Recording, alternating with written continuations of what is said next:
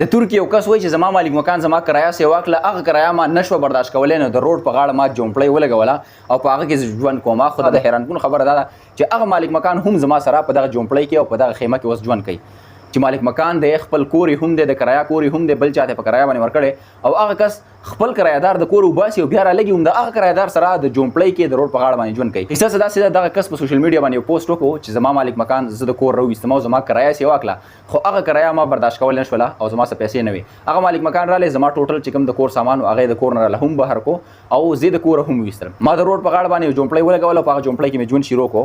خو د هغې نه تقریبا 12 منټه بعد عجیبه کارنامه او عجوبه دا وشوله چې زلزله راله، د هغه مالک مکان کور پکې هم را پرېوتو او په کوم کور کې چې زه اوسېدم د کرایه هغه هم را پرېوتو. هغه مالک مکان ډېر زیات بېسوره و او زما زړه پې درد وکړو. ما ورته وویل چې راځه خیر دی، زما سره فلحال په دې جومپړۍ کې ژوند کوه، چې کله د کور ټیک کو برابر دی کو نو بیا به ورته ځئ. هغه کس ډېر زیات شرمنده و په دغه خپل حرکت باندې چې یاره ما ولې دا کرایه سیوا کوله. چېرته چې ما دغه کرایه نه وې سیوا کړې نو کېدای شي د زړه نه د ازار نه وی وتلی او اوس دا هم په ارام سره په کور کې وی او زه هم په ارام سره په کور کې وی. د ویډیو د خبرې مطلب مې دا دی چې وخت بدلېدو کې ټایم بیخي نه لګي، په سکندونو کې به ستا ژوند مکمل طور باندې بدل شي. که تا سره اوس پیسې در سره دي، دولت در سره دی، ته په عیش او آرام سره ژوند تېرې، نو الله پاک د سکندونو په حساب سره دغه هر څه تا نه اخیستلی شي او ستا وخت مکمل طور باندې بدلولی شي. که ته په دې ټیم کې ډېر زیات په های لیول باندې اوچتې، نو الله پاک تا په سکندونو کې خپلې ځمکې ته راوستلی شي.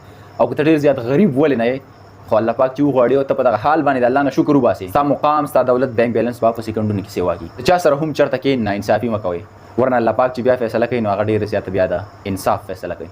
دا ویډیو د نور ملګرو سره ثواب په نیت باندې شریک کړئ، انشاءالله ملاوي وي نوې ویډیو کې. تر هغه د مال راکړئ اجازت. الله پاک.